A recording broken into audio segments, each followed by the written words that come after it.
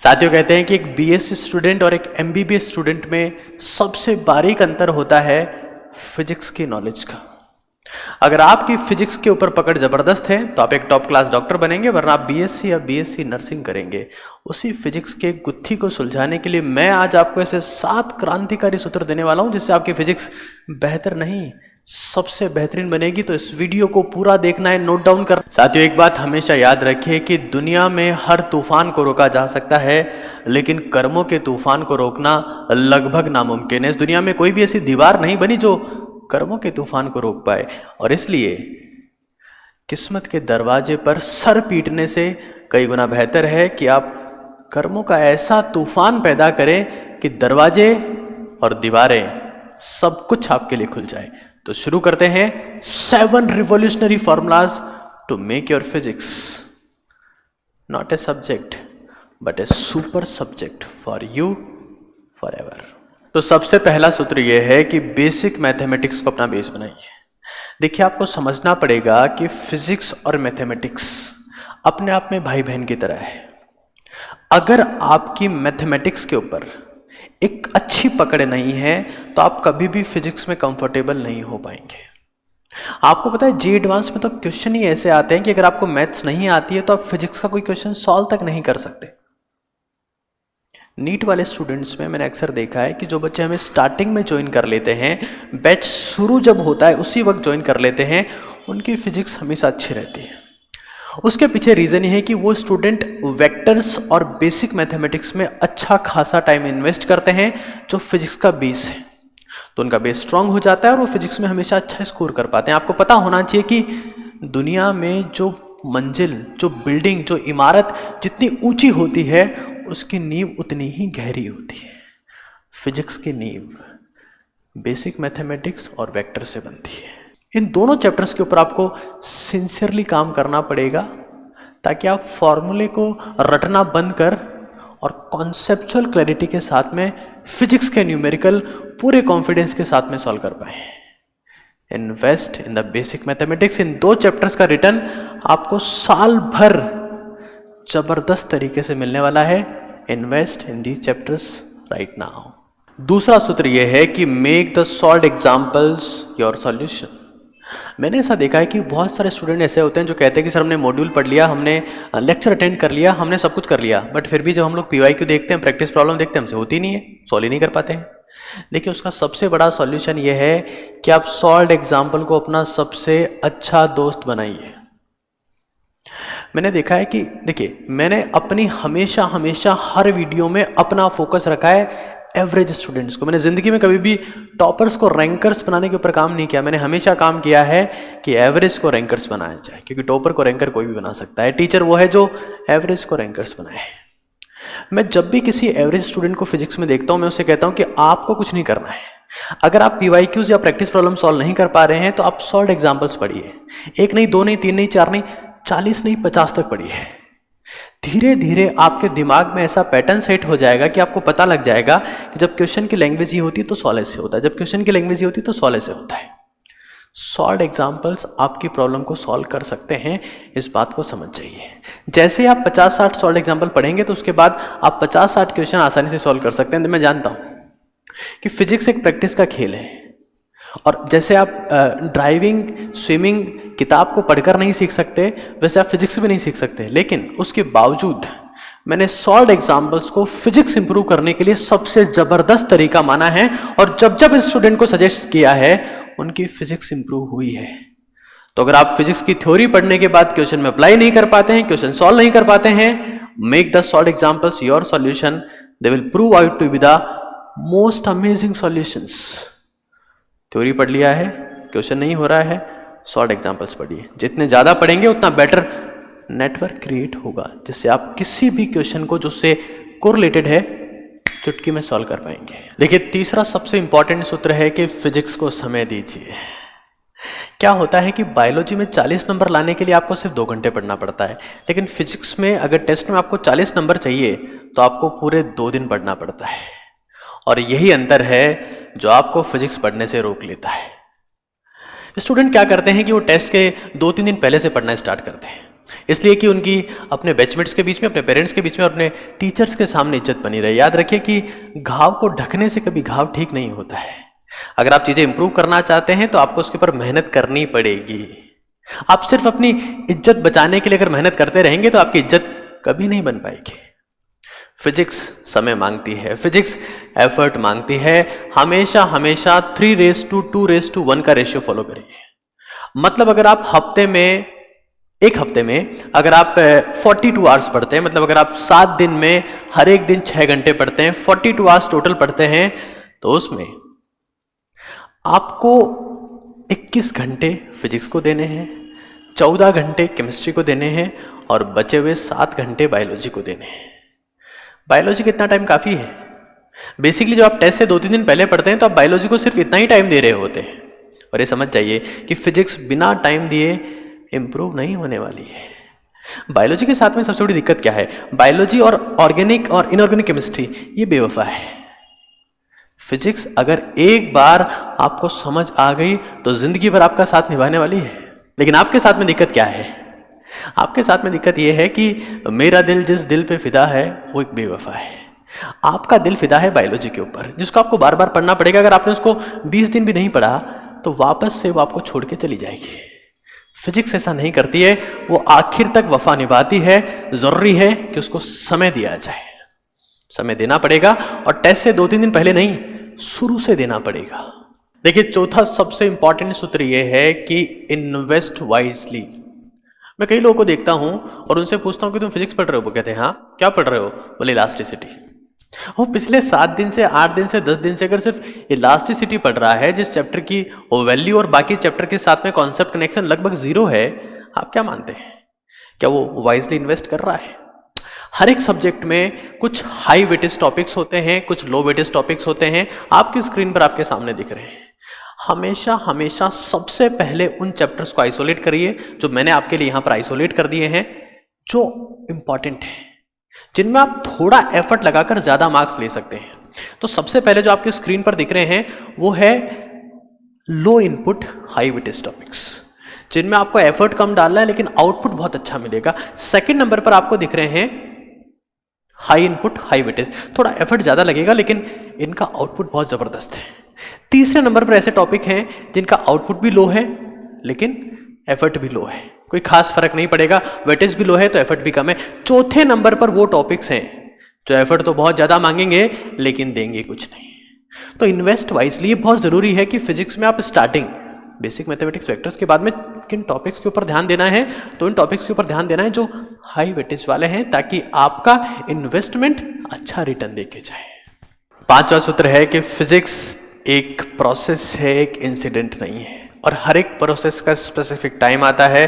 Process कैसे होता है इसको समझाने के लिए एक बहुत पुरानी कहावत है कि हथेली पर सरसों नहीं उगती है। अगर एक बच्चे को पैदा होने में 9 महीने लगते हैं तो 9 महीने ही लगते हैं। अगर 9 औरतें भी हैं तब भी वो 1 महीने में एक बच्चा पैदा नहीं कर सकती। फिजिक्स हमेशा हमेशा मांगता है rigorous practice, regular doubt discussion और रेगुलर क्लासरूम या रेगुलर लेक्चर्स आप देखते जाएं। सबसे इंपॉर्टेंट है रिगरस प्रैक्टिस, क्योंकि फिजिक्स का कनेक्शन कहीं ना कहीं एक स्किल से है और स्किल आप खुद करके सीखते हैं। कई बच्चों को लगता है कि अगर हम एक टॉप क्लास टीचर के सामने बैठ जाएंगे, एक टॉप क्लास टीचर के लेक्चर देख लेंगे तो हमें फिजिक्स आ जाएगी। ऐसा नहीं होने वाला है। फिजिक्स कहीं ना कहीं खुद करने की चीज है। मैं स्विमिंग पूल के पास में बैठकर तैरना नहीं सीख सकता, मैं रोड पर गाड़ियों को चलता हुआ देखकर गाड़ी चलाना नहीं सीख सकता, मैं एयरपोर्ट के पास बैठकर फ्लाइट उड़ाना नहीं सीख सकता। इसके लिए मुझे स्विमिंग पूल में कूदना पड़ेगा, गाड़ी में बैठना पड़ेगा और फ्लाइट में जाकर कॉकपिट में बैठना पड़ेगा, तभी मैं काम सीख सकता हूं, बिकॉज दे रिक्वायर्स प्रैक्टिस। लोगों को लगता है कि अगर वो फोन को स्क्रॉल करते हुए अगर लेक्चर्स देखते रहेंगे तो फिजिक्स सीख जाएंगे। ऐसा नहीं है। मोबाइल फोन के ऊपर उंगलियां फिसलने से नहीं, पूरे दिन पेन चलाकर उंगलियां पिचकने वाली प्रैक्टिस करने से फिजिक्स में मार्क्स आते हैं। ये एक प्रोसेस का नाम नहीं है, अचानक होने वाला जादू नहीं है। लगातार हर एक दिन हर एक वक्त आपको सोचना पड़ेगा कि मुझे अपनी फिजिक्स इंप्रूव करनी है, एफर्ट करना पड़ेगा, वो इंप्रूव होगी, ये मेरा वादा है। जहां तक पेन चलाकर उंगली पिचकाने वाली प्रैक्टिस की बात है तो उसके लिए बेस्ट सोर्स है नीट काका जी ऐप, जहां पर आप फ्री में एनसीईआरटी बेस्ड क्वेश्चन की प्रैक्टिस करते हैं जो नॉर्मल तरीके से डिजाइन नहीं है। 5 लेवल के क्वेश्चन आपको मिलते हैं। सबसे पहले है problem for beginners, then diagram based problem, then match the column problems, then critical thinking question and finally brain teaser problems. Completely free है। इस कंटेंट को हमने डेवलप किया है 27 लाख रुपए के इन्वेस्टमेंट से, 3 टाइप्स की सहायता से पूरे 1 साल में, लेकिन आप सबके लिए फ्री है। आप नीट काका जी ऐप डाउनलोड करके फिजिक्स में महारत हासिल करने के लिए नीट में 180 आउट ऑफ 180 मार्क्स वाला कंटेंट वहां पर है, उसकी प्रैक्टिस बिल्कुल फ्री में कर सकते हैं। छठा सूत्र है कि start working on your concepts. जब मैं बच्चों से बात करता हूं और ये पूछता हूं कि आप सिर्फ मुझे इतना बताओ कि फिजिक्स में कॉन्सेप्ट बताने वाले कितने लॉज हैं, तो 7-8 लॉज के नाम भी ढंग से नहीं बता पाते हैं। चाहे वो आपके पास में स्नेल्स लॉ हो, चाहे आपके पास बायो-सावर्ट लॉ हो, एम्पियर्स लॉ हो, चाहे न्यूटन्स लॉ हो, उन्हें कुछ एक लॉज के नाम ही पता है। देखिए बहुत ज़रूरी है कि आप सारे लॉज को एक साथ लिख लें। ये वीडियो जैसे ही खत्म हो, आप सबसे पहला काम ये करेंगे कि फिजिक्स में जितने भी लॉज हैं, चाहे वो 11th की फर्स्ट किताब में हो, 11th की सेकंड किताब में हो, 12th की फर्स्ट किताब में हो, 12th की सेकंड किताब में हो, सारे लॉज को एक साथ लिख लीजिए, समराइज कर लीजिए, उन्हें बार बार रिवाइज करिए। और ये काम सिर्फ लॉज के लिए नहीं करना है, चैप्टर समराइजेशन का काम, कॉन्सेप्ट समराइजेशन का काम हर एक चैप्टर के लिए करना है। अगर आप ये काम नहीं कर सकते हैं तो इसके लिए मैं आपको बहुत बार बता चुका हूं कि हमारी रिवोल्यूशनरी बुक एनसीईआरटी निचोड़ की आप मदद ले सकते हैं, जो सिर्फ फिजिक्स की नहीं, केमिस्ट्री और बायोलॉजी में भी अवेलेबल है, जिसमें हर एक चैप्टर को ब्यूटीफुल तरीके से समराइज किया गया है। लेकिन पहले आप खुद के लेवल पर एफर्ट करें। अगर आप उसमें असफल रहते हैं तभी इन बुक्स की सहायता लें। देखिए खुद का एफर्ट हमेशा हमेशा अनबीटेबल होता है। अगर आप किसी सोर्स की सहायता लेते हैं तो वो एक एडिशनल चीज है, लेकिन पहले खुद का एफर्ट लगाइए। सारे लॉज को समराइज करेंगे, आप मेरे से वादा करें। आप वीडियो देख के चले जाएंगे, मेरे से वादा नहीं करेंगे, काम नहीं करेंगे, वीडियो देखने का कोई मतलब नहीं, आपका टाइम वेस्ट हो गया, आपकी आंखें खराब होगी, आपका इंटरनेट पैकेज खत्म हो रहा है और कुछ नहीं हो रहा है। मेरे से वादा करिए, आप सारे लॉज को, आप प्लीज आप सारे लॉज को एक साथ लिखिए, जितने भी लॉज हैं, चाहे वो 11वीं में है चाहे 12वीं में, एक साथ लिखिए। चैप्टर्स को भी समराइज करिए। मैं देखता हूं कि जो बच्चा फिजिक्स के चैप्टर्स को, सारे फॉर्मूलाज को समराइज फॉर्मेट में रखता है, उसकी फिजिक्स हमेशा स्ट्रांग रहती है। उनको चिपका दीजिए अपनी दीवारों के ऊपर। आपको एशियन पेंट नहीं, आपको फिजिक्स वाला कंटेंट चाहिए। एशियन पेंट से आपके मार्क्स नहीं आएंगे, आपके फिजिक्स का कंटेंट हर एक दीवार के हर एक साइड में चिपका होना चाहिए, ताकि आपका रूम का माहौल फिजिक्स में रहे।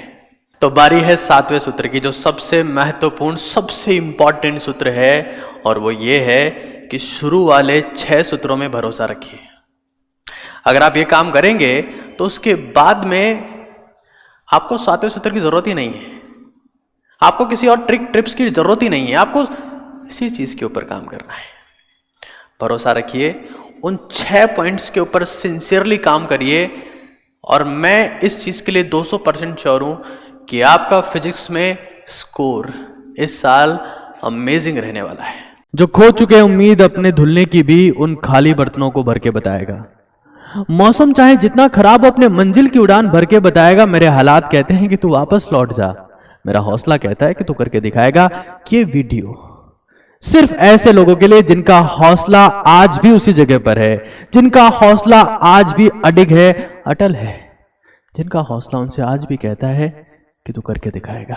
तो इस वीडियो में मैं आपको बताने वाला हूं कि ऑर्गेनिक केमिस्ट्री में आपको महारत कैसे मिलेगी, फिजिकल केमिस्ट्री की असली तैयारी कैसे होती है, और इनऑर्गेनिक में मास्टरी का तरीका क्या है। इसके अलावा मैं आपको बताने वाला हूं कि कौन से रिवीजन टूल्स परफेक्ट हैं, मेंटरशिप के लिए आपको क्या करना है, और प्रैक्टिस के लिए बेस्ट सोर्सेस कौन से हैं। Step by step her subject को छोटे छोटे पार्ट्स में डिवाइड करके मैं आपको समझाने वाला हूं। इसके बाद में आपको किसी और वीडियो के ऊपर अपना दिमाग, समय और अपनी आंखें जलाने की जरूरत नहीं है। इस वीडियो को सिर्फ देखना नहीं है, मैं आपको हमेशा कहता हूं कि मेरा कोई सा भी वीडियो हो वो 200% एफर्ट से आता है। सबसे पहले हम लोग बात करने वाले हैं ऑर्गेनिक केमिस्ट्री के बारे में। उससे पहले मैं एक बात आपको बता देता हूं, आप किसी भी सब्जेक्ट को अगर आसान सब्जेक्ट बनाना चाहते हैं तो उसे छोटे छोटे पार्ट्स में ब्रेक कर लीजिए। और दूसरी बड़ी बात यह कि अपने मन ही मन में मानना बंद कर दीजिए कि वो एक टफ सब्जेक्ट है, क्योंकि जब आप सबकॉन्शियसली ये मानना स्टार्ट कर देते हैं कि थोड़ा टफ सब्जेक्ट है, ये शायद मेरे से नहीं हो पाएगा, तो आपका कॉन्शियस माइंड कभी भी आपको जिंदगी में उस सब्जेक्ट के ऊपर मेहनत नहीं करने देगा। तो हम ऑर्गेनिक केमिस्ट्री की अगर बात कर रहे हैं तो सबसे पहले आप ऑर्गेनिक केमिस्ट्री को मेनली 4 पार्ट में डिवाइड कर सकते हैं। पहला है IUPAC एंड आइसोमेरिज्म, दूसरा है रिएक्शन मैकेनिज्म, तीसरा है रिएजेंट्स, कौन कौन से रिएजेंट्स हैं, और चौथा है नेम्ड रिएक्शन। तो सबसे पहले हम लोग बात कर रहे हैं IUPAC और आइसोमेरिज्म। देखिए, ऑर्गेनिक केमिस्ट्री का वो पार्ट है जो ज़्यादा कॉन्सेप्चुअल नहीं है, इसमें 30% थ्योरी है और उसके बाद आपको करनी होती है प्योरली प्रैक्टिस। मैं हमेशा स्टूडेंट्स को कहता हूं कि अगर आपके पास में एग्जाम में क्वेश्चन आता है कि इसके कितने आइसोमर्स बन सकते हैं, तो मैं तो ये कहता हूं कि पहली बार में उसे छोड़ दीजिए, सेकंड राउंड के लिए बुक कर लीजिए, क्योंकि इस टाइप के क्वेश्चन होते हैं जिसमें टाइम बहुत खराब होता है। मतलब इनको सॉल्व करना मेहंदी की डिजाइन बनाने जैसा ही है, जिसमें टाइम तो बहुत लगता है लेकिन कलर कैसा आएगा ये आप पहले नहीं बता सकते। फिर भी अगर आपके पास में समय है तो आप ऐसे क्वेश्चन को सॉल्व करिए कितने आइसोमर्स बनेंगे। हालांकि आजकल इतने इस टाइप के क्वेश्चंस काफी रेयर हैं, बट फिर भी they consumes a lot of time. और अगर आप उनमें तुक्का लगाना चाहें तो हमेशा हमेशा सबसे ज्यादा नंबर वाले ऑप्शन पे तुक्का लगाएं। कि मान लीजिए कोई एक क्वेश्चन आपके पास में किसके कितने आइसोमर्स बनेंगे, ऑप्शन है 3, 4, 5, 6, तो 6 पे ही तुक्का लगाइए। हालांकि मैं कभी तुक्का कला का समर्थन नहीं करता हूं, लेकिन ये एक बेसिक तरीका है कि जब भी आइसोमर का क्वेश्चन आता है तो हमेशा आंसर मैक्सिमम वाला ही होता है। तो अब हम लोग बात कर रहे हैं रिएक्शन मैकेनिज्म के बारे में। देखिए, रिएक्शन मैकेनिज्म के लिए कहा जाता है कि अगर कोई टीचर आपको ऑर्गेनिक में रिएक्शन मैकेनिज्म नहीं समझा रहा है तो सिर्फ ऑर्गेनिक पढ़ाने का नाटक कर रहा है। रिएक्शन मैकेनिज्म से नीट में 15 में से 6 क्वेश्चन, जेडवास में तकरीबन 4 से 5 क्वेश्चन हर साल पूछे जाते हैं। अगर आपको सच कहूं तो ऑर्गेनिक का मतलब ही रिएक्शन मैकेनिज्म है। रिएक्शन मैकेनिज्म को आप बेसिकली 4 पार्ट में डिवाइड कर सकते हैं। इंटरमीडिएट्स, कि किस रिएक्शन में कौन सा इंटरमीडिएट बन रहा है, वो 2 टाइप के हो सकते हैं, इलेक्ट्रॉन रिच, इलेक्ट्रॉन डेफिशिएंट। फिर उन इंटरमीडिएट्स को स्टेबलाइज कौन कर रहा है, इलेक्ट्रॉन मूवमेंट्स होते हैं, inductive effect, hyper conjugation, resonance, electromeric effect और डांसिंग रेजोनेंस। और वहां पर हमारे पास में कोर रिएक्शंस कौन सी है, addition, substitution, elimination, oxidation, reduction, right. और प्रोडक्ट किस तरीके से, कौन सा प्रोडक्ट कब ज्यादा बनता है, ये चारों बातें आपको क्लियर होनी चाहिए। और अगर आपको ये क्लियर है तो आपको ऑर्गेनिक क्लियर है। अगर आपको लगता है कि आप इन सब की नॉलेज से भी कोसों दूर है, आपको समझ में ही नहीं आ रहा है कि मैं वीडियो में ही क्या बोल रहा हूं, तो मैंने आपके लिए बनाई है ऑर्गेनिक वेब सीरीज। यूट्यूब के ऊपर 20 वीडियोज अभी आ चुके हैं, 100 वीडियोज वहां पर आने हैं, 80 वीडियोज बाकी है। सबसे बड़ी बात, बिल्कुल फ्री है, जाइए देख लीजिए, लेकिन उससे पहले ये वीडियो पूरा देखिए। ऑर्गेनिक का तीसरा पार्ट है रिएजेंट्स। देखिए, रिएजेंट्स बेसिकली 2 टाइप के हैं। कुछ जो इलेक्ट्रॉन रिच है जिसमें मेटल्स आते हैं, कुछ फेमस रिएजेंट जैसे ग्रिग्नार्ड रिएजेंट, सोडामाइड, एल्कोहलिक एविच, ये भी इलेक्ट्रॉन रिच रिएजेंट्स ही हैं। कुछ इलेक्ट्रॉन डेफिशिएंट रिएजेंट्स में आपके पास में आते हैं aluminium chloride, ferric chloride, BS3CO2। ये सब रिएजेंट्स काम कैसे करते हैं आपको समझ में आना चाहिए, इनको रटना नहीं है। और इसी चीज के लिए मैंने YouTube के ऊपर रिएजेंट सीरीज के 22 वीडियोस अपलोड किए हैं, और वो उस तरीके से डिजाइंड है जैसा कि रैंकर्स बैच में, टॉप बैचेस में पढ़ाया जाता है। बिल्कुल जीरो से स्टार्ट करके एक्सट्रीम पर लेके गए। YouTube के ऊपर फ्री में अवेलेबल है, but reagents are very important. आप इनकी मदद से 3 से 4 क्वेश्चन सही कर सकते हैं। वो 22 वीडियोस मात्र 5-5, 6-6 मिनट के हैं। अगर आप उनमें टाइम इन्वेस्ट करते हैं तो आप कम से कम 4 क्वेश्चन, मतलब कम से कम 16 नंबर अपने इंश्योर कर सकते हैं। तो चूकना नहीं है, पूरे फोकस से ये वीडियो भी देखना है और उस सीरीज को फॉलो करके प्रॉपर नोट्स बनाने हैं। चौथा और आखिरी पार्ट है नेम्ड रिएक्शन, जहां पर अपने पास में कुछ फेमस नेम रिएक्शंस है जैसे Cannizzaro reaction, aldol reaction, Hofmann bromamide degradation reaction, Reimer Tiemann reaction, Wurtz reaction. उसको फिर आगे अपन वुड्स फिटिंग और फिटिंग रिएक्शंस में डिवाइड कर सकते हैं। इन रिएक्शंस का मैकेनिज्म आपको बहुत अच्छे से समझ में आना चाहिए। देखिए, कोई सी भी रिएक्शन नेम रिएक्शन तभी बनती है जब उसमें कुछ ऐसा हो रहा हो जो नॉर्मली नहीं होता है, और नेम रिएक्शन बाकी के 3-4 क्वेश्चन कवर करती है। तो आपके पास में आपको रिएक्शन मैकेनिज्म आ गया सबसे पहले, जो आप वेब सीरीज से कवर कर रहे हैं। रिएजेंट्स आ गए जो आप रिएजेंट सीरीज से कवर कर रहे हैं, और कुछ नेम्ड रिएक्शन। That's it. 15 में से 15 क्वेश्चन फोड़ के आएंगे, ये मेरी गारंटी है। लेकिन क्योंकि वीडियो 180 आउट ऑफ 180 का है, तो फॉलो शिद्दत से करना है यार। जब तक नोट्स नहीं बनाएंगे, कंटेंट को दिल से फॉलो नहीं करेंगे, नहीं आएंगे। मेरे कई स्टूडेंट्स के 180 आउट ऑफ 180 आ चुके हैं, तब ये सब ज्ञान दे रहा हूं। इससे पहले जब मैंने एग्जाम दिया था तो मैं केमिस्ट्री में 90% मार्क्स ला चुका था, यही PMT एग्जाम में, और इसीलिए मैं केमिस्ट्री पढ़ाता हूं। लेकिन आप जब तक इस कंटेंट को दिल से फॉलो नहीं करेंगे ना यार, कोई मतलब नहीं है। वीडियो 1000 लोग देख के जाते हैं, 180 आउट ऑफ 180 10 लोग के आएंगे। क्यों? कि कोई दिल से फॉलो करे। दूसरा क्रांतिकारी सूत्र है इनऑर्गेनिक केमिस्ट्री के बारे में। देखिए, इनऑर्गेनिक केमिस्ट्री एक ऐसा सब्जेक्ट है जिसकी किस्मत शायद सबसे खराब है, सबसे बदकिस्मत सब्जेक्ट है, क्योंकि किसी को इज्जत ही नहीं करता है। जेई एस्पिरेंट हो चाहे नीट एस्पिरेंट, दोनों ही ये कहते हैं कि रटने वाला सब्जेक्ट है। और वो ये कहते हैं कि हम लोग रट तो लेते हैं और रटने के बाद एक्सेप्शन आ जाता है, क्वेश्चन वहीं से आता है, तो हम करें क्या? तो it's an very confusing situation. तो सर सबसे पहली बात तो ये कि आप इनऑर्गेनिक केमिस्ट्री को समझे, उससे पहले बात समझ लीजिए कि इनऑर्गेनिक रटने का सब्जेक्ट नहीं है सर, ये समझने का सब्जेक्ट है। और मैं आपको स्टेप बाय स्टेप ये बता रहा हूं कि आप कैसे इसमें प्रोसीड करने वाले हैं। पूरे में से पूरे मार्क्स इनऑर्गेनिक में बहुत आसानी से फोड़ सकते हो अगर आप इन स्ट्रेटेजीज को आगे फॉलो करते हैं तो। देखिए, किसी भी सब्जेक्ट की बुनियाद बनती है फाउंडेशन पर, और फाउंडेशन किसी ना किसी एक चैप्टर में छिपा होता है। इनऑर्गेनिक केमिस्ट्री का फाउंडेशन छिपा है पीरियोडिक टेबल और केमिकल बॉन्डिंग में। अगर आप इन दोनों चैप्टर्स को पूरे दिल से, पूरी शिद्दत से, पूरे मन से, अपने हर एक अरमान से समझ लेते हैं, तो उसके बाद आपको कभी इनऑर्गेनिक केमिस्ट्री के मार्क्स की चिंता करने की जरूरत नहीं है sir. Chemical bonding, periodic table, ये वो फाउंडेशन है जिसके ऊपर इनऑर्गेनिक की इमारत बनती है। और मैंने इन दोनों चैप्टर्स को बहुत ही शिद्दत के साथ में कवर किया है इनऑर्गेनिक वेब सीरीज में, जो बिल्कुल फ्री है। 30 एपिसोड उसके यूट्यूब के ऊपर अपलोडेड है, जाइए देखिए। अगर आप वो देख लेते हैं तो आपकी इनऑर्गेनिक केमिस्ट्री की समझ को कोई एरा गेरा नत्थु केरा चैलेंज नहीं कर सकता सर। और एक बार आप उन्हें समझ लेते हैं तो उसके बाद आप ये कहना भूल जाएंगे, समझ नहीं लेते हैं, एक बार उन्हें आप देख लेते हैं, एपिसोड्स को जाके देख लेते हैं, तो आप फिर कभी जिंदगी में ये नहीं कहेंगे कि इनऑर्गेनिक रटने का सब्जेक्ट है। और कोई अगर आपके सामने बात बोल देगा तो आप उसके कस के चांटा मारेंगे, ये मेरी गारंटी है। और हो सकता है उस चांटे में उसके कई दांत, मतलब 32 होते हैं तो 30 एपिसोड्स के हिसाब से 30 के 30 दांत बाहर भी आ सकते हैं। अगला जो मोस्ट इंपॉर्टेंट पार्ट है इनऑर्गेनिक का, वो आपके पास में कोऑर्डिनेशन कंपाउंड्स।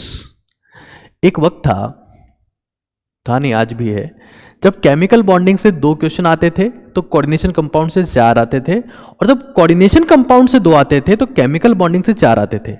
मतलब ये लेवल के बंदे हैं। Coordination compounds extremely valuable chapter है। Mainly question CFT, that is crystal field theory से, कलर ऑफ कंपाउंड से, मेटल कार्बोनिल से और शेप से आता है। इस चैप्टर को समझना बहुत जरूरी है। और फिर से ये चैप्टर मैंने यूट्यूब के ऊपर फ्री में अपलोड किया है 12 से 13 लेक्चर्स में। मैं जो चीज़ आपको बता रहा हूं ना सर, गाइडेंस, वो सिर्फ गाइडेंस और मोटिवेशन नहीं है, मैंने कंटेंट भी आपके लिए तैयार किया हुआ है। जाइए देखिए, फोड़ दीजिए, क्योंकि आपका हौसला हमेशा ये कहना चाहिए कि तू करके दिखाएगा। चौथा सबसे इंपॉर्टेंट चैप्टर है पी ब्लॉक एलिमेंट्स, और इसमें 6 ग्रुप्स में सबसे ज्यादा इंपॉर्टेंट है 13वां, 15वां और 16वां ग्रुप्स। ज्यादातर question inert pair effect, oxy acids, contact process, some process like contact process, Ostwald process, Deacon's process, और कुछ कंपाउंड जैसे बोरेक्स, जो जेई और नीट दोनों का फेवरेट है, इसके आसपास ही आते हैं। लेकिन 13वां, 15वां और 16वां ग्रुप बहुत ज्यादा इंपॉर्टेंट है। पी ब्लॉक कई लोगों को लगता है कि रटने का चैप्टर है। इनऑर्गेनिक वेब सीरीज देखने के बाद आप रटना भूल जाएंगे, आपको लगेगा कि बहुत आसान है, इजीली समझ सकते हैं। फिर भी चाहे वो ऑर्गेनिक हो चाहे इनऑर्गेनिक हो, आप कितना भी समझ लें, अगर आपने कंटेंट समराइज करके याद नहीं किया हुआ है तो सर आपकी पेपर में परफॉर्मेंस नहीं आएगी। आपको कंटेंट समझ लेना है और फिर उसे याद करना है ताकि आप पेपर में परफॉर्म कर पाएं। और उसके लिए कंटेंट एक जगह होना बहुत जरूरी है। लोगों ने एनसीईआरटी निचोड़ के नाम से बुक्स लॉन्च किए जो फिजिक्स, केमिस्ट्री, बायोलॉजी तीनों में है। इससे आप ज्यादा बेटर तरीके से कंटेंट को, कि कंटेंट आपके पास समराइज फॉर्मेट में है, तो आप कंटेंट को ज्यादा फास्ट रिवाइज कर पाते हैं। और जब बार बार आप रिवाइज करते हैं तो उसके बाद आप बिना किताब देखे भी उस कंटेंट को मेमोराइज कर पाते हैं। याद रखिए, नीट एग्जाम प्योरली एक मेमोरी एग्जाम है।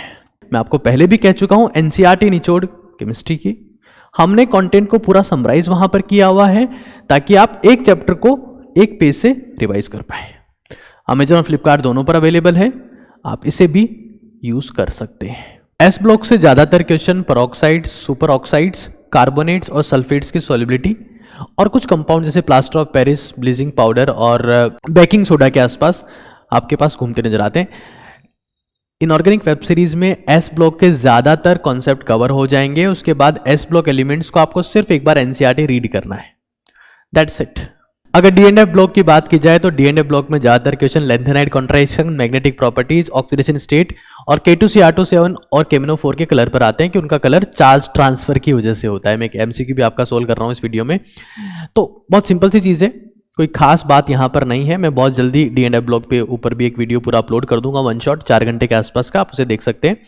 मेटलर्जी की जहां तक बात है तो एलिंगम डायग्राम एक कॉन्सेप्चुअल पार्ट है जहां डेल्टा जी के बेसिस पे अपन रिएक्शन की फिजिबिलिटी चेक करते हैं। इनऑर्गेनिक में अगर आप ये चीजें प्रॉपरली फॉलो करते हैं, 15 क्वेश्चन आएंगे, 15 के 15 फोड़ के आएंगे, लेकिन नोट डाउन प्रॉपर करिए और सिंसियरली अप्लाई करिए। अब बात करते हैं फिजिकल केमिस्ट्री की। जेईई एस्पिरेंट्स का सबसे पसंदीदा सब्जेक्ट है, नीट एस्पिरेंट्स को इससे नफरत है, क्योंकि फिजिकल केमिस्ट्री मतलब फिजिक्स। बेसिकली देखा जाए तो फिजिकल केमिस्ट्री और फिजिक्स लॉज का खेल है। कुछ एक लॉ आता है जैसे Newton's law of motion, Biot-Savart law, Faraday's law, बहुत सारे लॉज हैं, उससे एक फॉर्मूला निकल के आता है, उस फॉर्मूला का क्वेश्चन आता है। फिजिकल केमिस्ट्री में बहुत सारे लॉज हैं, जैसे आपके पास में वॉइस लॉ है, चार्ल्स लॉ है, गैलुसेक्स लॉ है, डाल्टन्स लॉ है, हेनरीज लॉ है, कोलराउस लॉ है, फैराडेज लॉ है, सबसे famous law of ideal gas equation है, सिर्फ लॉ है। फिजिकल केमिस्ट्री का मतलब ही लॉ है। अगर आपको फिजिकल केमिस्ट्री में हाई जाना है तो लॉ को ही सब कुछ मानना है। लॉ मतलब लॉ, LAW। अगर हाई जाना है तो लॉ को ही सब कुछ मानना है। Physical chemistry is all about laws. आप सारे लॉज को एक जगह लिख लीजिए, उनका फॉर्मूला लिख लीजिए और किस तरीके से अप्लाई होता है 1 से 2 बार प्रैक्टिस कर लीजिए। लेकिन लोगों के साथ दिक्कत यह है कि वो ब्रेक ही नहीं करना चाहते कंटेंट को। किताब देखते हैं और इतनी सारा कंटेंट है, देख के डर जाते हैं। कंटेंट को ब्रेक कर लीजिए सर। जब आप कंटेंट को ब्रेक कर लेंगे ना तो मार्क्स बिल्ड हो जाएंगे। कंटेंट को ब्रेक करेंगे तो मार्क्स बिल्ड होंगे। सारे लॉज को सेपरेट कर लीजिए, एक जगह लिख लीजिए, उनका फॉर्मूला क्या है वो लिख लीजिए, अप्लाई कैसे होता है समझ लीजिए, आप फोड़ देंगे। अब देखिए फिजिकल केमिस्ट्री में मैं चैप्टर टू चैप्टर नहीं जा रहा हूं, वीडियो काफी लंबा हो जाएगा, आपका फोकस स्पेन टाइम स्पेन इतना ज्यादा नहीं होता है, इसलिए मैं चैप्टर टू चैप्टर नहीं जा रहा हूं। अगर आप चैप्टर टू चैप्टर चीजें चाहते हैं तो मैं आपको पहले भी बहुत बार कह चुका हूं, the legendary, the most amazing guidance mentorship book for JEE NEET aspirant इस जीत की रणनीति। ऑलरेडी इसकी 15,000 के आसपास कॉपी सेल हो चुकी है। इंडिया की नंबर 1 किताब है गाइडेंस और मेंटरशिप के लिए। तो इसमें चैप्टर टू चैप्टर चीजें मेंशन्ड है, आप चाहें तो इसको ले सकते हैं। मैं फोर्स नहीं करूंगा, ना आपको इसके लिए एम्फेसाइज करूंगा। मैंने आपको बता दिया है क्योंकि वीडियो लंबा हो रहा है। चैप्टर टू चैप्टर चीजों के लिए आप इसमें जा सकते हैं।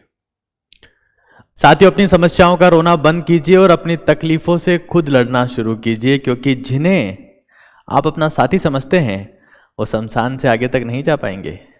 आज इस वीडियो में मैं आपसे बात करने वाला हूं that how to score 360 out of 360 in NEET biology. वो इसलिए कर रहा हूं क्योंकि नीट काका जी का जो ऑफलाइन प्लेटफॉर्म है दैट इज सेल्सियस इंस्टीट्यूट, उसके कई स्टूडेंट्स ने इस साल 360 आउट ऑफ 360 स्कोर किया है। आपने उनके इंटरव्यूज भी इस प्लेटफॉर्म पर देखे होंगे। ये वीडियो बेसिकली आज 2 पार्ट में होने वाला है। एक वो जो स्टूडेंट्स नीट एग्जाम में अपना स्कोर 200 से कम रख पाए उनके लिए, और दूसरे वो जो 300 स्कोर कर चुके हैं और अब थोड़े मार्क्स इंक्रीज करते हुए अपना स्कोर परफेक्टली 360 आउट ऑफ 360 करने वाले हैं। ये वीडियो अमेजिंग होने वाला है। आप पूरे फोकस के साथ में, शिद्दत के साथ में नोट डाउन करते हुए दिल से इसे देखिएगा, बहुत कुछ सीखने को मिलेगा। तो इस क्रांतिकारी वीडियो का पहला क्रांतिकारी सूत्र यह है कि NEET exam is purely memory exam. और सिर्फ नीट नहीं, दुनिया का चाहे कोई सा भी एग्जाम हो, they are purely memory exam. तो सबसे पहली चीज जिसके ऊपर हमें काम करना है दैट इज मेमोरी। अब मेमोरी के ऊपर काम कैसे करना है ये मैं आपको बता रहा हूं, लेकिन काम मेमोरी के ऊपर ही करना है, ये पहले क्लियर हो जाए। Concepts, teachings, notes, doubts, questions, content सब सेकेंडरी है। जो प्राइमरी है वो है मेमोरी। और जब हम एक बार इस चीज को समझ लेते हैं तो हमारा जो प्राइमरी गोल है, चाहे वो एम्स हो, चाहे एफएमसी हो, चाहे 700 मार्क्स हो, वो बहुत आसानी से हासिल हो सकता है। तो मेमोरी कैसे इंप्रूव हो सकती है? क्योंकि जिस टाइप का एग्जाम आज नीट है, it's all about how much storage you have, how much storage you have, कितना याद है, कितना फास्ट क्लिक कर सकते हो। This is what NEET is nowadays. देखिए, मैं हमेशा स्टूडेंट से एक बात कहता हूं कि स्टूडेंट वो नहीं है जो किताब खोल के पढ़ता है। अरे लेजेंडरी स्टूडेंट तो वो है जो तब पढ़ता है जब उसके सामने कोई किताब ही ना हो। हमारे में से हर एक इंसान हर वक्त, हर क्षण कुछ ना कुछ सोचता ही रहता है, क्योंकि हमारे दिमाग का पैटर्न है और हम इससे पार नहीं पा सकते। लेकिन हम हमारे दिमाग को फोर्स कर सकते हैं कि वो क्या सोचे। उसका सोचना नहीं रोक सकते, लेकिन वो क्या सोचे इस चीज को हम चेंज कर सकते हैं। और इसी चीज को, इसी पावर को, इस सुपर पावर को हम लोग जानते हैं मेमोराइजेशन के नाम से, which is an amazing exercise to boost your memory, to make it legendary one. क्योंकि आपकी मेमोरी ही आपका फ्यूचर डिसाइड करती है। आपकी मेमोरी ही आपके इंटेलिजेंस का फाउंडेशन है। आपकी मेमोरी ही सक्सेस की बुनियाद है। जिसने इसके ऊपर मेहनत करना सीख लिया, उसे कोई लेजेंडरी सक्सेसफुल इंडिविजुअल बनने से कोई ताकत नहीं रोक सकती है। तो हमारा जो दिमाग है वो सोचना नहीं रोकता है, वो कभी नहीं रोक सकता, लेकिन वो क्या सोचेगा ये हमारे हाथ में है। मान लीजिए आपने अपनी क्लास में, अपने घर पर कोई सा भी कंटेंट पढ़ा, सीखा, समझा। आप उस कंटेंट को एक जगह प्रॉपर्ली नोट डाउन कर लीजिए, मतलब उसके समरी नोट्स बना लीजिए। और उसके बाद आप चाहे नहा रहे हैं, चाहे आप खा रहे हैं, चाहे आप धो रहे हैं, चाहे आप पी रहे हैं, चाहे आप वॉक कर रहे हैं, आप कोचिंग जा रहे हैं, कोचिंग से घर आ रहे हैं, हॉस्टल में बैठे हैं, आप उस कंटेंट को सोचिए जो आपने पढ़ा है। और ये चीज आपको बार बार हर बार रिपीट करनी होती है, क्योंकि मैंने आपको बताया कि आप वो डिसाइड नहीं कर सकते कि आपका ब्रेन सोचेगा कि नहीं सोचेगा, लेकिन ये जरूर डिसाइड कर सकते हैं कि आपका दिमाग क्या सोचेगा। And this is the only way, this is the only way to score complete marks, 100% marks in any subject, not only in biology but in any subject. मेरा एक बैचमेट था, मैं 12th क्लास में था, तो उसने मैथमेटिक्स में पूरे में से पूरा स्कोर किया।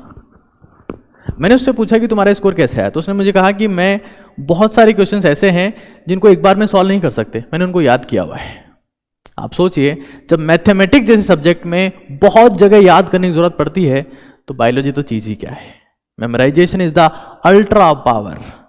आप खाली वक्त, जब आप चल रहे हैं, जब आप वॉक कर रहे हैं, जब आप खा रहे हैं, जब आप नहा रहे हैं, उस वक्त आपके दिमाग के थॉट्स प्योरली कंट्रोल होने चाहिए और वो आपके कंटेंट से रिलेटेड ही होने चाहिए। देखिए, हमारे में से ज्यादातर बच्चों के साथ में दिक्कत क्या है, वो हर वक्त सोचते तो रहते हैं, लेकिन उनके थॉट्स में होते हैं self doubts, fears, frustration, fear of failure, result क्या आएगा, कैसा आएगा, पेरेंट्स क्या बोलेंगे, मेरे दोस्त का क्या होगा, हमारे टीचर्स क्या बोलेंगे। आपको पता है, इन सारे थॉट से भी आपकी एनर्जी कंज्यूम हो रही है। और अगर आप कुछ कंस्ट्रक्टिव सोचते हैं कि ब्रायोफाइटा, उसका लाइफ साइकिल क्या होता है, जिम्नोस्पर्म लाइफ साइकिल क्या होता है, इससे भी एनर्जी कंज्यूम हो रही है। पहला एनर्जी कंजप्शन आपको एक बहुत घटिया मशीन बनाता है, जिसमें आपकी एनर्जी तो कंज्यूम हो रही है लेकिन कुछ आउटपुट नहीं आ रहा है।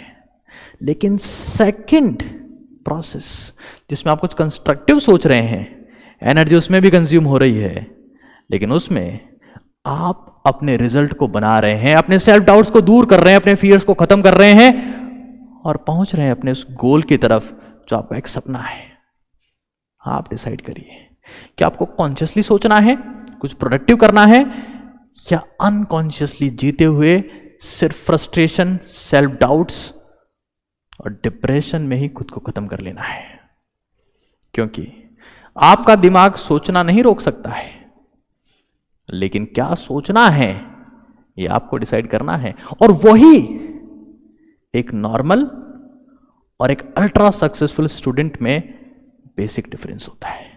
तो आज मैं आपको कह रहा हूं, मुझे इस बात से फर्क नहीं पड़ता कि आप टेबल पे कितनी देर पढ़ते हैं, लेकिन मुझे इस बात से बहुत फर्क पड़ता है कि जब आप कहीं वॉक कर रहे हैं, कहीं जा रहे हैं, नहा रहे हैं, खा रहे हैं, अकेले हैं, उस वक्त आपके दिमाग में कैसे थॉट्स हैं, क्योंकि आपका फ्यूचर वही थॉट्स डिसाइड करते हैं। तो सबसे पहले उन स्टूडेंट से बात कर रहे हैं जिनका स्कोर 250 से 300 के बीच में है और उनका गोल है 360 मार्क्स अचीव करना। देखिए, आप लोग सिर्फ एक ही स्ट्रेटेजी को फॉलो करिए, वो ये कि आपको बायोलॉजी का फुल सिलेबस पेपर, जब भी आपको बायोलॉजी पढ़नी हो, रिवाइज करनी हो, तो आपको बायोलॉजी का एक फुल सिलेबस पेपर सॉल्व करना है। मैं आपको हमेशा कहता हूं कि हमारी जो मेमोरी है वो एक आइस ब्लॉक की तरह है, आइस ब्लॉक की तरह। अगर उसका स्टोरेज इंक्रीज करना है तो सिर्फ उस पर नई आइस डालना ही काफी नहीं है, उसको पिघलने से भी रोकना पड़ेगा। अगर आपने 300 मार्क्स स्कोर किया है तो आपके पास एक स्पेसिफिक मेमोरी है और आप ये चाहते हैं कि वो पिघलने से रुक जाए, तो आप फुल सिलेबस पेपर करके अपने कंटेंट को रिवाइज कर सकते हैं। और अगर आपको लग रहा है कि मैं इस टॉपिक में फंस रहा हूं, इस चैप्टर में अटक रहा हूं, तो आपको उस चैप्टर पे जाके फिर से रिवाइज करना है, रीड करना है, लेक्चर देखना है, नोट्स बनाने हैं। लेकिन आप लोगों को किसी भी कीमत पर फुल सिलेबस पेपर सॉल्व करना नहीं छोड़ना है। This is the most important thing for all of you, जिनका स्कोर 250 से 300 के बीच में रहा है और जो 360 पे जाना चाहते हैं। तो अब बात उन स्टूडेंट से जिनका स्कोर 200 से कम है और उनका ये ड्रीम है कि हम भी 360 में से 360 लाना चाहते हैं। सर, मैं आपको सच बताऊं, मैं YouTube पे सिर्फ आप ही लोगों के लिए काम करता हूं, क्योंकि जो ये चाहते हैं कि हम चाहे थोड़ा सा पीछे हैं, लेकिन हमारा गोल वही है कि हमें भी रैंकर बनना है। सर, मैं हमेशा ये बात कहता हूँ कि मैं टॉपर्स को रैंकर बनाने पे काम नहीं करता, मैं उन स्टूडेंट्स के लिए काम करता हूँ जो बहुत पीछे हैं लेकिन रैंकर बनना चाहते हैं। तो मेरी बात ध्यान से सुनिए। सबसे पहले हमें फुल सिलेबस को साइड में रखना है और chapter two chapter approach start करनी है। आप चैप्टर टू चैप्टर अप्रोच के साथ में जा सकते हैं या यूनिट टू यूनिट अप्रोच के साथ में जा सकते हैं। कोई सा भी चैप्टर आपने पढ़ा, उस चैप्टर को प्रॉपरली समराइज करिए, उस कंटेंट को समराइज करिए और फिर जो मैंने आपको बताया उसे बार बार रिवाइज करिए, मेमोराइज करिए। आपने सुना होगा, कई बार मैंने कहा है कि आपको एनसीईआरटी एक बार नहीं, 2 बार नहीं, 3 बार नहीं, 20 बार पढ़नी है, 20 बार रिवाइज करनी है। पता है कैसे पॉसिबल हो पाता है?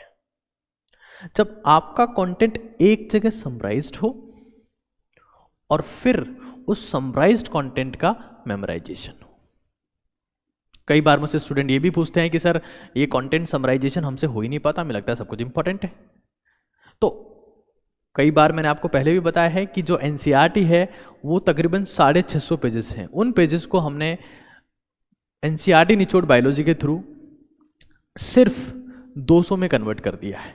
अब की बार उसमें निचोड़ बाल की खाल भी ऐड हुई है, कुछ ट्रिक्स भी ऐड हुई है, उसका सेकंड वर्जन आया है जो पिछली वाली निचोड़ बायोलॉजी से कई गुना ज़्यादा पसंद किया जा रहा है स्टूडेंट्स के थ्रू। तो आपको लगता है कि आप कंटेंट समराइजेशन में आपको डिफिकल्टी फील होती है, यू कैन यूज दैट। और हमें अप्रोच चैप्टर टू चैप्टर ही रखनी है, उस कंटेंट को बार बार अपने दिमाग में घुमाना है। That is the only way to score 360 out of 360। आप जितनी ज़्यादा बार रिवाइज करेंगे, जितनी ज़्यादा बार, उतना ही आपका रिजल्ट बेहतर होता जाएगा। ये एक तरीका है। सेकंड वे पे मैं आ रहा हूँ, सेकंड तरीके पे मैं आ रहा हूँ। वीडियो को पूरे फोकस के साथ में देखिए। नीट काका जी चैनल पर ज़्यादातर स्टूडेंट केमिस्ट्री की वेब सीरीज़ के लिए आते हैं, लेकिन मैं आज आपको सच बता रहा हूँ, इस चैनल पर बायोलॉजी के लिए 360 आउट ऑफ 360 के लिए इतना ज़बरदस्त कंटेंट फ्री में पड़ा है, बिलीव नहीं करेंगे। पता है क्यों बोल रहा हूँ? क्योंकि उन्हीं टीचर्स का कंटेंट है जिनके स्टूडेंट्स 360 आउट ऑफ 360 ला चुके हैं। तो आपको यहाँ पर फ्री कंटेंट में क्या क्या मिलता है? सबसे important biology 360 out of 360 series. तो आपने कंटेंट समराइजेशन कर लिया एनसीईआरटी पढ़ के, उससे नहीं हो रहा है तो आप एनसीईआरटी निचोड़ की हेल्प आपने ले ली। लेक्चर्स के लिए मैंने आपको बता दिया कि हमारे यूट्यूब चैनल पर, मतलब आपके यूट्यूब चैनल पर बहुत सारा कंटेंट फ्री में अवेलेबल है और वो अल्ट्रा कंटेंट है। ट्राई करेंगे तब फील होगा।